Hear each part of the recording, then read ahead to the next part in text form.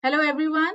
In this video, I'm going to discuss about the concepts of irreversibility and effectiveness, which is related to availability.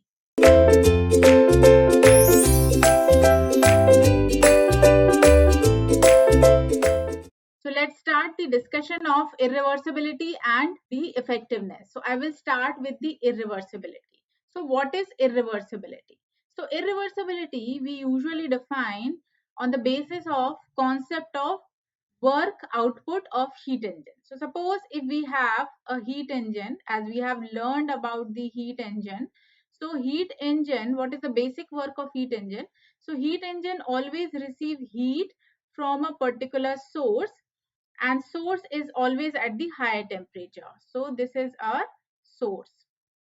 Now when this heat received from the source, or this heat engine is receiving heat from the source, so suppose the heat is Q1 and the temperature of the source is T1, or we can say T1 degree Celsius.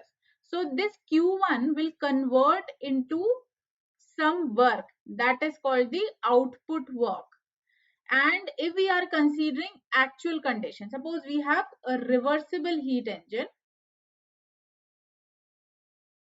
So for reversible heat engine, we can define two types of cycles. One is the ideal cycle or ideal process, and another is the actual. So suppose if we are considering ideal cycle or ideal process, so for ideal condition, what we consider, this Q1 is completely converting into work done or work output. So this work output which we are getting, that is called the maximum work output. This is called what? It is called maximum work. And this work we are getting from the ideal cycle, ideal reversible heat engine cycle.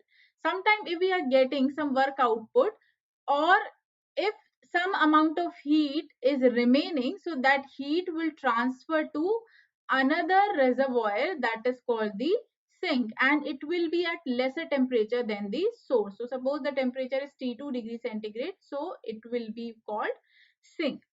So the rejected amount of heat we can consider Q2. But in ideal condition, the work output which we are getting, always it will be maximum. But if we are considering actual condition, so here in ideal condition, we will consider the Q2 value is 0. So only Q1 is here, and Q1 is completely converting into work output. But it is violating the second law. So here, if we are considering actual cycle, so in actual cycle, what is going to happen here?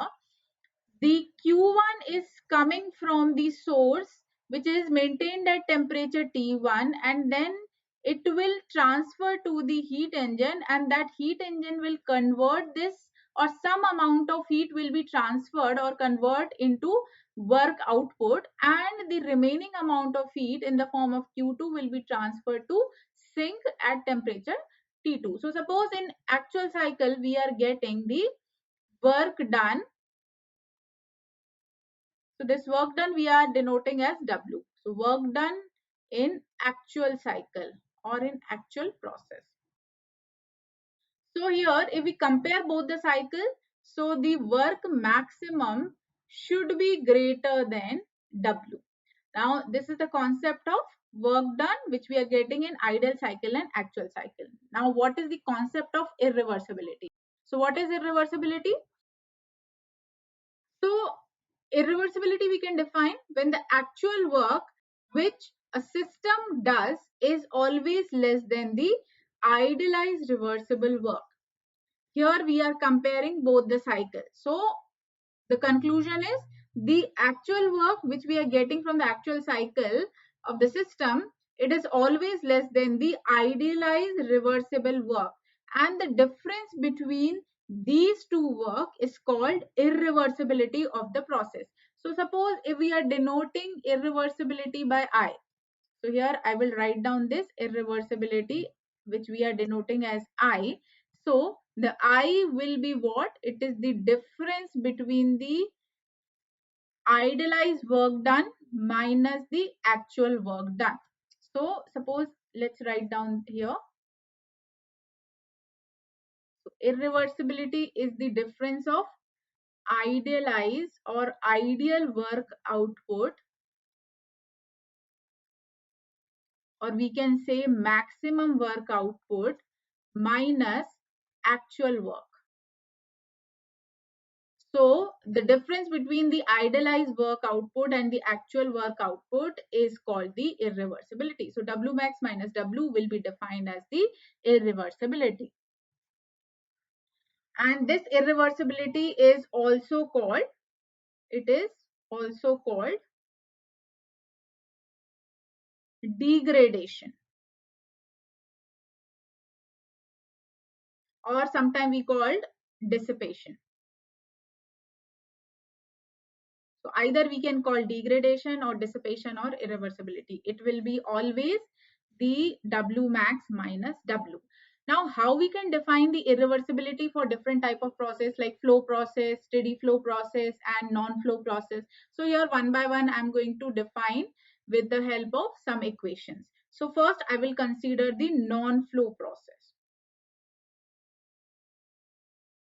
So in non-flow process, we usually consider one system which is having some particular fluid. It can be gas or it can be liquid, and the mass of the fluid is not transferred from system to surrounding or from surrounding to system. So that is basically called the non-flow process. And if we are getting the heat from that particular system to generate the work, so with the help of that concept we can define the irreversibility in non-flow processes. So for non-flow process, between the equilibrium state, we have to consider equilibrium state. We are considering the system is exchanging heat only with the environment. So in that term, we can define the irreversibility. So our irreversibility we can define with the help of one formula, and that formula is, so basically the maximum available work we can define for the non-flow process, that is always, it will be u1 minus u2, or suppose if we are considering the T naught temperature at the minimum side, so it can be u1 minus u naught, but here we are considering two states, 1 and 2 only. So it will be u1 minus u2 minus T naught s1 minus s2. So this will be our maximum work, or suppose if we are considering displacement work, so we can define the displacement work also. So the displacement work will be, it will be P1 V1 minus V2. But here we are neglecting that term. So our final equation which we are getting for the non-flow process, that is u1 minus u2 minus T naught s1 minus s2 minus u1 minus u2 plus q. And this particular term is representing the work done, and this term we are getting from the first law of thermodynamics. So this is our irreversibility for the non-flow process. But here if we simplify this term, so suppose our irreversibility we are defining by I. So after simplification, here these two terms will cancel out. This term and this term will cancel out. So our final equation will be what? It will be T naught S2 minus S1, and it will be minus Q. So here we have this particular equation. Now we can simplify this term again. So it will be T naught, and this S2 minus S1 will be what? It will be delta S. And this delta S will be the delta S of the system, minus this Q is representing what? This whole term is representing what? It is representing the work done by the surrounding. So this term will be what? It will be T and delta S, and that is for the surrounding. So here we have this equation for the irreversibility. Now you can see here I have written T naught delta S of system minus delta S of surrounding. So here in this particular term, this T naught delta S of surrounding we are considering on the system. So it should be negative. So this term will become positive. And here similarly, this term will become positive. And here this Q will not be T. Here the temperature we will consider same constant. So this T will be T naught only. So here our term will be this. So our equation is what? I equals to T naught delta S of system plus delta S of surrounding. And in this condition, this I can be greater than or equal to 0. So this particular irreversibility term we are considering for the non-flow processes. Now let's consider the steady flow process. So for steady flow process, we have to write down the complete equation. It's a very long equation.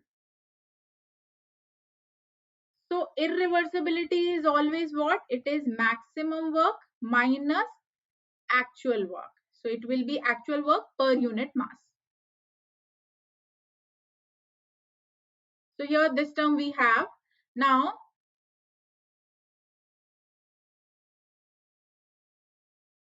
so this will be our equation for the irreversibility. So this particular term, the first term is representing the maximum work done and the second term is representing the actual work done.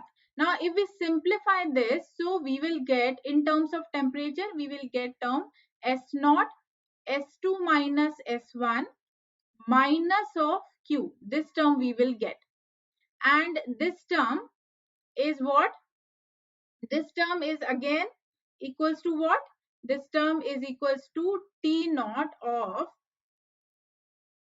delta S of system plus delta S of surrounding. So here we have the same equation. So in this equation, this I will be, the I for the steady flow process will be equivalent to the I of the non-flow process. So in this particular condition, we can say the irreversibility applies to both flow and non-flow processes will be equivalent.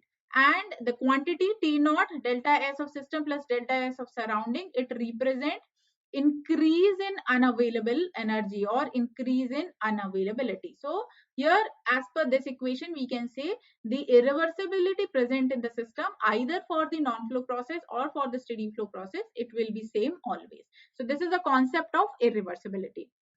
Now let's come to the another term, that is effectiveness. So effectiveness we can define with the help of the ratio of actual useful work to the maximum useful work. Now what is this effectiveness? We usually denote effectiveness by E or epsilon, and this will be what? It will be increase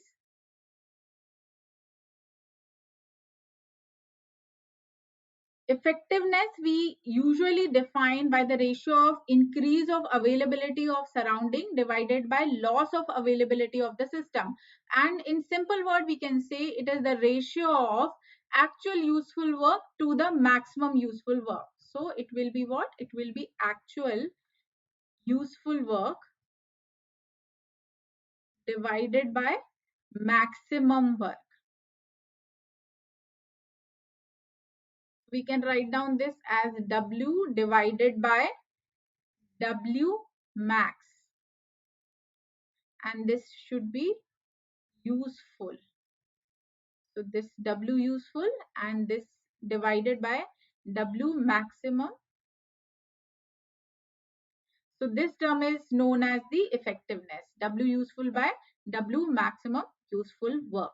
And the effectiveness of the actual process is always less than the unity. Why? Because this particular W is always less than the W max. So it will be always less than unity or less than 1 because of the ratio. So the effectiveness of the process we can define as the measure of the extent to which advantages has to be taken of an opportunity to obtain the useful work. So this is what this is defined as effectiveness. So this is all about the irreversibility and effectiveness. Thank you so much.